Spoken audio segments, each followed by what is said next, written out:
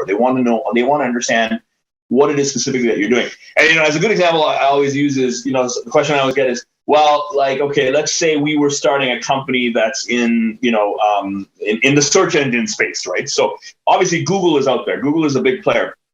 Are we precluded, as an example, from doing a claim as a search engine company? I'm using search engine. You could substitute search engine with whatever type of company you want.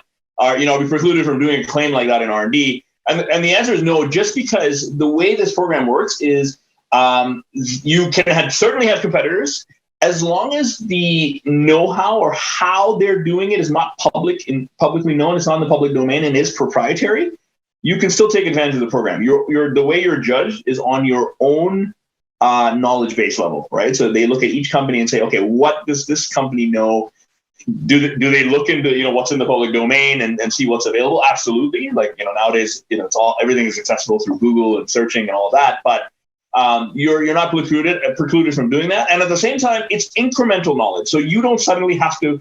The question I get sometimes is, do I have to suddenly invent a new language? I have to come up with something that's never been done before? No, not necessarily. Right? The government is not asking you to do that either. They're not asking you to come up with the equivalent to Java or some sort of programming language that's never been done before.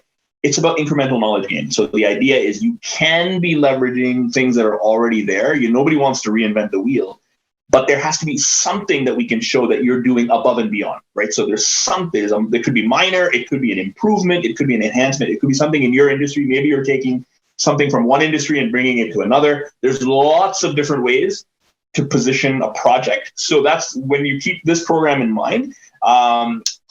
You certainly, sometimes I like to say it's a bit of an art more than a science, in some ways. It's how you capture or characterize or describe the work that you're doing to fit the criteria. So that is as important, I would say, in this program, because a lot of times you might be doing work that qualifies and not really even know it.